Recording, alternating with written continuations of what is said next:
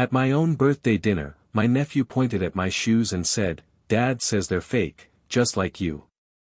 I never thought a single sentence from a 7-year-old could feel like a punch to the chest. But that's exactly what happened at my birthday dinner last month, and I still can't shake it. A little backstory. I, 32M, come from a family where appearances have always meant more than reality. My older brother, Mark, 38M, has been the golden child since we were kids. He was the star athlete, the natural leader, the one my parents bragged about at every barbecue. I was the quiet one, bookish, awkward, more comfortable with computers and art than with sports or parties. It didn't matter that I graduated college with honors or that I built a successful freelance design business. To my parents, Mark was the achievement. I was the nice one, the afterthought. Mark feeds off attention the way plants feed off sunlight. He married young, to a woman who worships social status almost as much as he does. Together, they curate their lives like a never-ending Instagram reel, perfect vacations, designer clothes, luxury cars, every detail carefully filtered. Meanwhile, I've always been more low-key. I rent a modest apartment, drive a 5-year-old Subaru, and spend my money on experiences and the occasional splurge, like my sneakers. Yes, the sneakers matter. We'll get there. My relationship with Mark. Mark and I have a long, complicated history.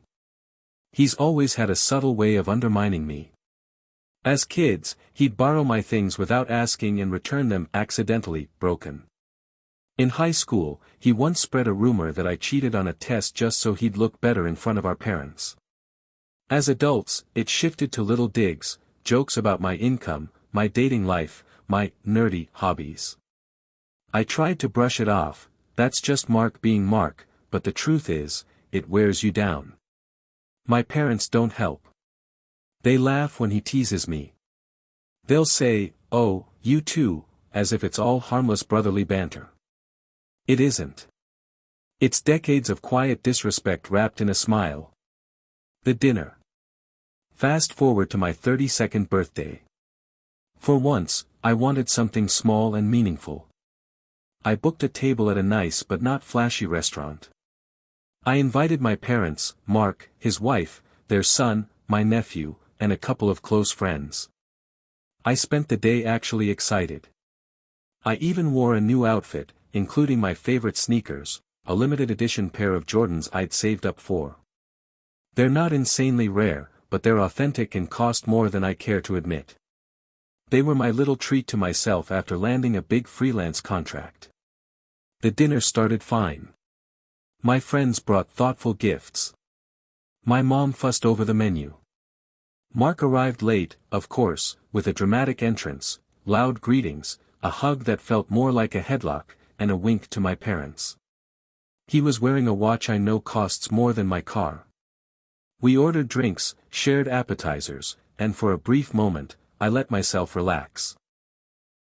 Then dessert arrived. The waiter brought out a slice of chocolate cake with a candle. Everyone sang. I made a wish, something cheesy about peace and boundaries, though I'd never admit it. And then it happened. Dad says they're fake, just like you. As I blew out the candle, my 7-year-old nephew, Liam, pointed at my sneakers with the innocent bluntness only a child can pull off. "Daddy says those shoes are fake," he said brightly. "Like you." The table went silent. I swear I heard the clink of a fork hitting a plate somewhere behind me. For a second, I thought I'd misheard. "Excuse me?" I asked, my voice tighter than I intended. Liam repeated it, slower this time, as if I were hard of hearing. "Daddy says your shoes are fake. Just like you." My stomach dropped. My ears burned. I felt every eye on me, my parents, my friends, the waiter frozen mid-step.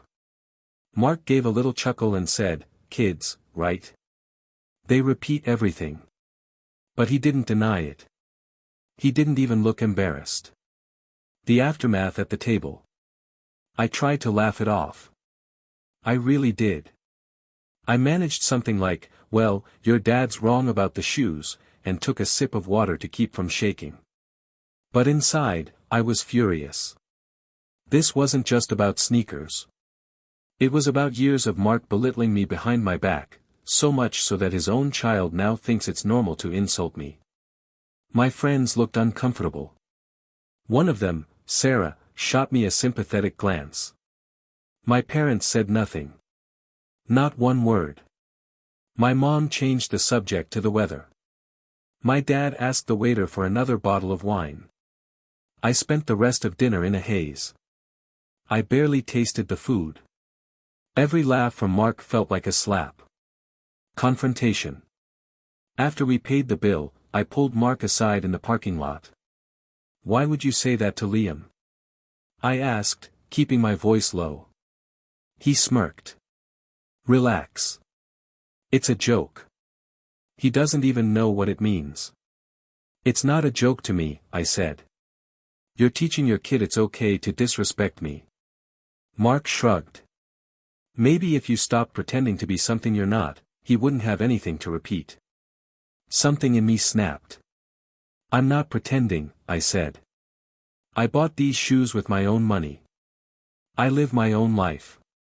I don't need to prove anything to you." He rolled his eyes. "Whatever, man. Don't be so sensitive." Then he walked away. The quiet ride home. Driving home, I replayed every word. I thought about how Mark has always needed to feel superior, how my parents have always let him. And I thought about Liam, a sweet, funny kid who's already learning that putting others down is just a joke. I cried when I got home. Not because of the shoes, but because it finally hit me, my family will never give me the respect I've been chasing. Taking action. The next day, I sent a group text to my parents and Mark. "I'm taking a break from family gatherings for a while. I love you all, but last night crossed a line. I will not tolerate being insulted, even as a joke. Please don't contact me unless it's to apologize." My phone exploded with messages. My mom, "Oh honey, don't be dramatic. Mark didn't mean it." My dad, "Family is family. Don't let shoes come between you." Mark, LOL. "You're seriously mad about sneakers? Grow up." I didn't reply. The fallout. It's been 3 weeks. I haven't spoken to any of them. My parents have left voicemails about keeping the peace. Mark posted a photo of his family at another fancy restaurant with the caption, "Real recognize real." I didn't like it. I didn't comment. Instead, I've been spending time with friends who actually respect me. Sarah invited me to her game night. My coworker James checked in to make sure I'm okay. I feel lighter, even if it's lonely. Reflection. The truth is, this birthday might have been the best gift I could have gotten. Not the shoes, though they're still pristine and absolutely real, but the clarity. For years, I kept hoping Mark would change. That my parents would step in. That if I achieved enough, dressed well enough, or stayed quiet enough, they'd finally treat me like an equal. But respect isn't something you earn by performing. It's something people either give or they don't. Mark will probably keep making his digs. My parents will probably keep enabling him. But I don't have to sit at that table anymore. Epilogue, a small but important win. Last week, Liam called me. He has his own little tablet and sometimes FaceTimes me when he's bored. He said, "Uncle, are your shoes really fake?" I told him, gently, "No, buddy. They're real. And even if they weren't, that wouldn't make me fake. People aren't fake because of what they wear." He nodded seriously and said, "Okay. I like them." It's a tiny moment, but it matters. Because maybe, just maybe, I can break the cycle, one conversation at a time. If you've read this far, thanks for letting me vent. It's funny how a pair of sneakers can reveal the truth about a family. But I guess that's how it always goes, it's never really about the shoes. Cutting ties, setting boundaries, and an unexpected ally. Hi again, Reddit. It's been a little over a month since my nephew called me fake at my own birthday dinner. A lot has happened, some of it painful, some of it surprisingly hopeful. I promised a few friends I'd give an update once things settled, so here goes. The silent weeks. After I sent that group text drawing a hard boundary, I stuck to it. No calls. No family dinners. No, just checking in messages. It was the longest I've ever gone without talking to my parents. At first, the quiet felt wrong. I'd pick up my phone out of habit, expecting a sarcastic meme from Mark or a "mom's making lasagna" group text. Nothing. The absence of noise was almost louder than the constant criticism had been. But as the days stretched into weeks, something unexpected happened. I started to breathe. Literally. My shoulders relaxed. I slept through the night without replaying old arguments in my head. It was like stepping out of a room I didn't realize was filled with smoke. The attempted guilt trip. About 2 weeks in, my mom finally broke the silence. She called 3 times in one day and left a voicemail that started with, "Sweetheart, we can't go on like this." And ended with, "Family is forever, you can't change blood." I didn't call back. Instead, I wrote a short text. "Mom, I love you. I need more time. I'm happy to talk when everyone is ready to apologize and respect my boundaries." Her reply came an hour later. "You're hurting your father." I stared at that sentence for a long time. It was such a classic move, shifting the blame onto me instead of acknowledging the real problem. For the first time in my life, I didn't fold. I put my phone on Do Not Disturb and went for a run. An unexpected ally. 3 days later, I got a message I never expected. From my sister-in-law, Jenna. Jenna and I have always had a polite, surface-level relationship. We exchange holiday gifts and smile for family photos, but we've never been close.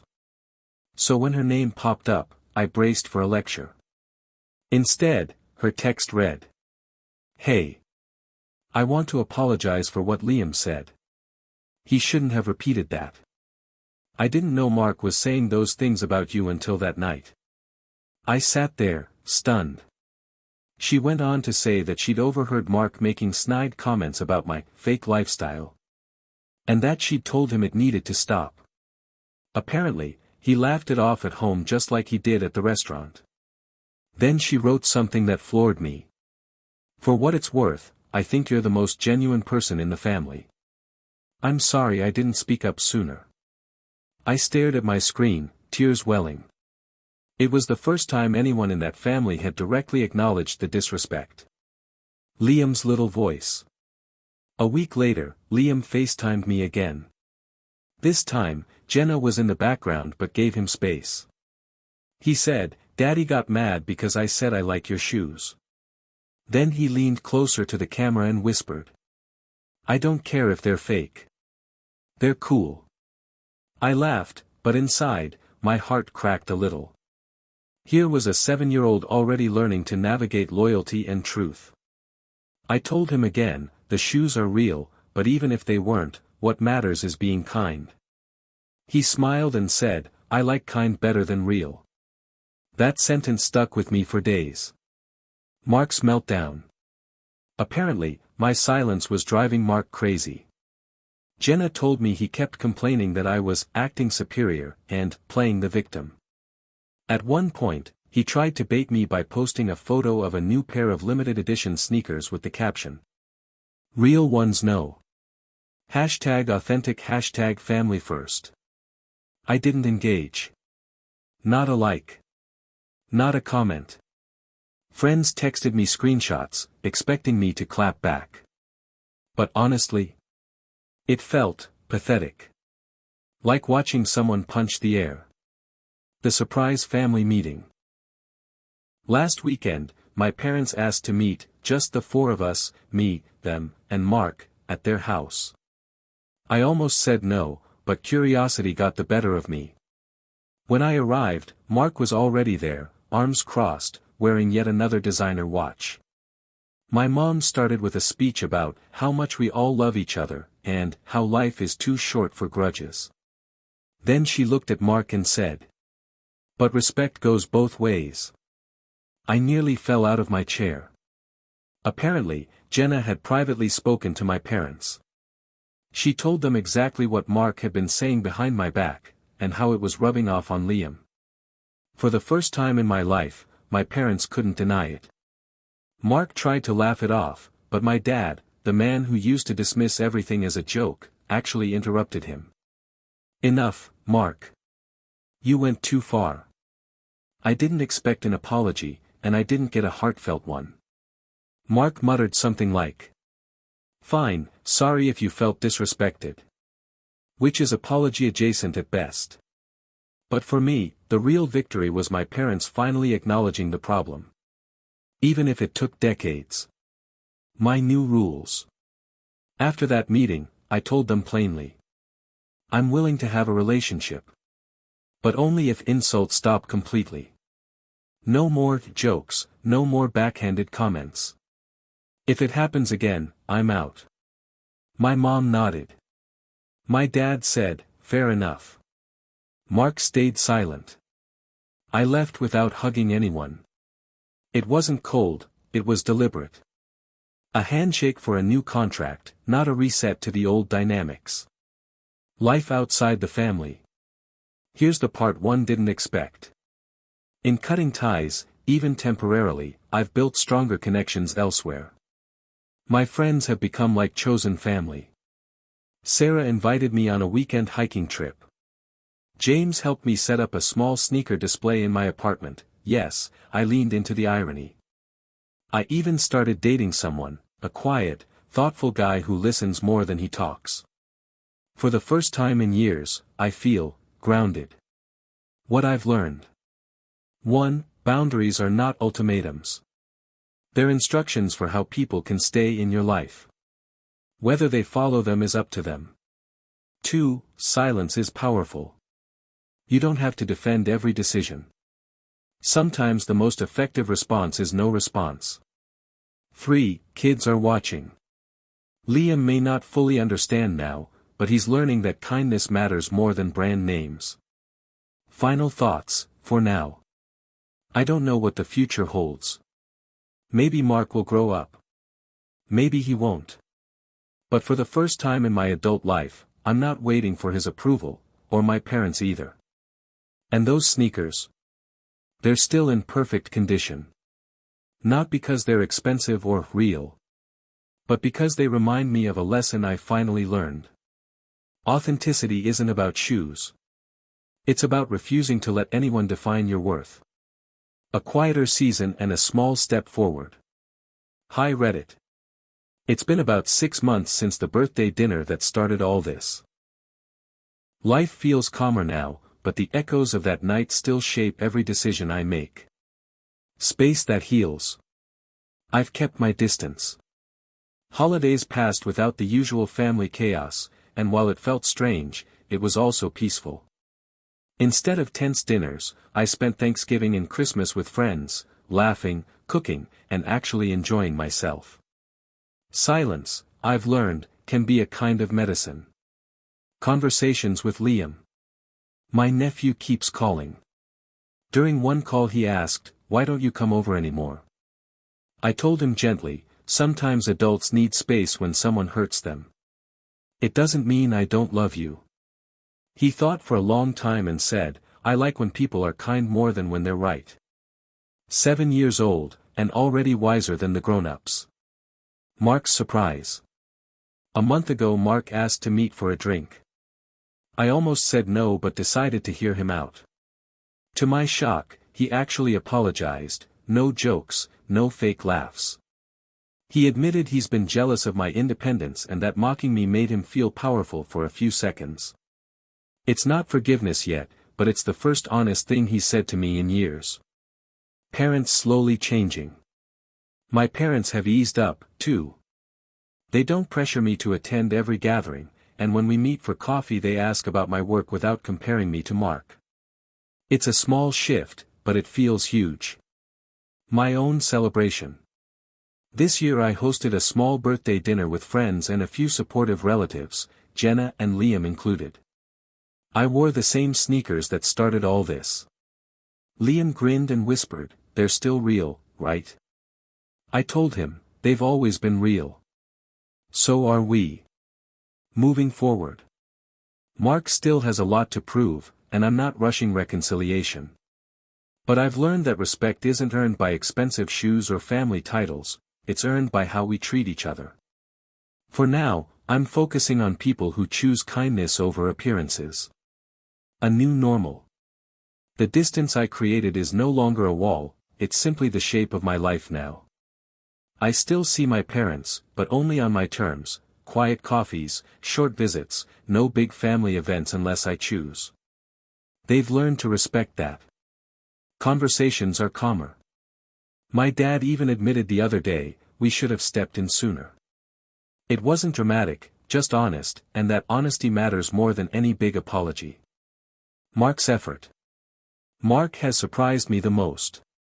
He hasn't turned into a perfect brother, far from it, but he's trying. The snide remarks are gone. When we meet, he asks about my projects instead of mocking them. It's awkward sometimes, like two people learning a new language, but it's progress. We're not best friends, and maybe we never will be, but we've moved from open rivalry to cautious respect. Liam's lesson. My nephew is the quiet hero of this story. At my latest birthday gathering, another small, friend's first dinner, Liam ran up, pointed at my shoes, and said with a grin, "Still real. Just like you." Everyone laughed, and I felt something click inside me. He's growing up seeing that kindness wins, and maybe that's the real victory. What I've learned. This year taught me that family is a choice renewed every day. Blood isn't a guarantee of love or respect, behavior is. Boundaries aren't walls, they're doors that only open for people who are willing to walk through with care. My sneakers are still on their little shelf, clean and bright. They started as a birthday splurge, became a family battlefield, and ended up a reminder of something simple. Real isn't about shoes. Real is about you. I'm living my life, surrounded by friends who feel like family, loved by a nephew who sees past brands and bravado. And for the first time, I don't need anyone else to confirm that I'm authentic. Because I already know.